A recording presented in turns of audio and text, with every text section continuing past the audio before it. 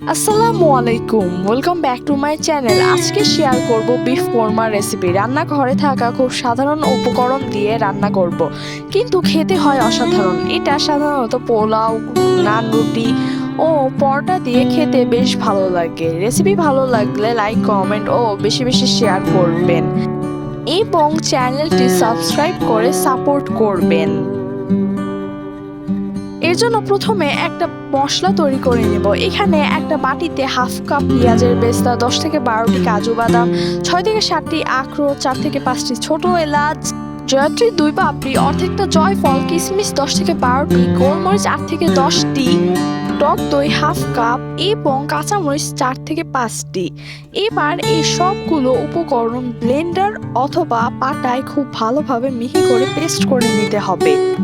এবার একটি প্যানে 1/3 কাপ পরিমাণ সয়াবিন তেল দিয়ে দিলাম। এখন এর ভিতরে দিচ্ছি 1/3 কাপ পেঁয়াজ কুচি। এরপর 3 টুকরা দারুচিনি, 3 থেকে 4টি ছোট এলাচ, একটা বড় এলাচ, 4 থেকে 5টি লবঙ্গ এবং 2টি তেজপাতা দিয়ে দিলাম। এখন কিছুক্ষণ ভেজে নেব। ভেজে নেওয়ার কারণে ফ্লেভারটা অনেক স্ট্রং হবে। এবার ভাজা মশলার ভিতরে 2 চা চামচ রসুন বাটা, 1.5 চা চামচ আদা বাটা, 1 চা চামচ শুকনা মরিচের গুঁড়া, 1 চা চামচ জিরা গুঁড়া এবং 1 চা চামচ ধনিয়া গুঁড়া দিয়ে কিছুটা ভেজে নিলাম। এরপর আগে থেকে ব্লেন্ড করে রাখা সেই মশলা এবং টক দই এর পেস্টটা দিয়ে দিলাম। খুব ভালোভাবে মশলাটা কষিয়ে নিতে হবে যাতে কোনো প্রকার কাঁচা গন্ধ না থাকে। এখানে কিন্তু আমি কোনো প্রকার হলুদ অ্যাড করিনি। এবার বাটি ধুয়ে অল্প একটু পানি দিয়ে দিলাম যাতে মশলা পুড়ে না যায়। এবার কিছুক্ষণ কষিয়ে নিব। পরিমাণ মতো লবণ অ্যাড করে নিলাম।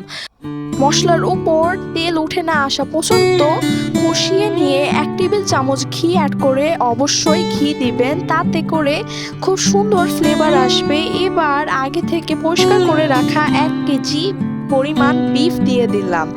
একটা স্প্যাচুলার সাহায্যে নেড়ে চেড়ে মশলার সাথে মাংসটা মিশিয়ে নিতে হবে। এতক্ষণ পর্যন্ত যারা দেখেছেন অথচ একটা লাইক করে দিতে ভুলে গেছেন, প্লিজ তারা একটা লাইক করে দিবেন। এভাবে মাংসটা কিছুক্ষণ কষিয়ে একটি ঢাকনা দিয়ে ঢেকে মিডিয়াম টু লো ফ্লেম আঁচে 30 মিনিটের জন্য ঢেকে রেখে দিব। এই 30 মিনিটের মধ্যে অবশ্য আমি যতবার নেড়ে দিয়েছি যাতে তলাতে ধরে না যায়। এখন খানিকক্ষণ নেড়ে চেড়ে পরিমাণ মতো গরম পানি দিয়ে দিচ্ছি বাকিটা সিদ্ধ হবার জন্য। যারা আমাকে ফেসবুক থেকে দেখছেন প্লিজ তারা আমার ফেসবুক পেজটি ফলো করে সাপোর্ট করবেন। আবারও ঢাকনা দিয়ে ঢেকে মিডিয়াম টু লো ফ্লেমে 30 মিনিটের জন্য ঢেকে রেখে দিব যাতে একবারে সিদ্ধ হয়ে যায়। আমার ভিডিও আপনাদের কাছে কেমন লাগে তা আপনারা গুরুত্বপূর্ণ মতামতের মাধ্যমে কমেন্টে জানাতে পারেন। আর নতুন নতুন ভিডিওর জন্য অবশ্যই চ্যানেলটি সাবস্ক্রাইব করে পাশে থাকবেন। কথা বলতে বলতে আমার মাংসের তরকারি প্রায় শেষের দিকে।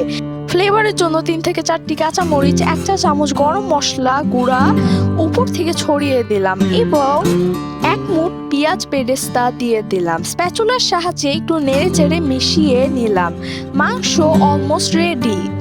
ঢাকনা দিয়ে 10 মিনিটের জন্য ঢেকে দমে রেখে দিব। 10 মিনিট পর ঢাকনা তুলে দেখাচ্ছি যে কতটা সুন্দর হয়েছে। এরকম মাখা মাখা হলেই এটা খেতে ভালো লাগে। ভিডিওটি ভালো লাগলে প্লিজ একটা লাইক করতে ভুলবেন না।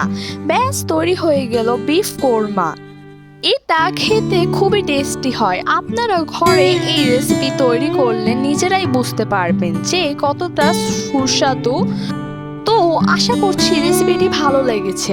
আর এরকম মজার মজার রেসিপি পেতে অবশ্যই চ্যানেলটি সাবস্ক্রাইব করে পাশে থাকবেন। এটা সাদা ভাত, পোলাও ও রুটির সাথে খেতে অসাধারণ লাগে।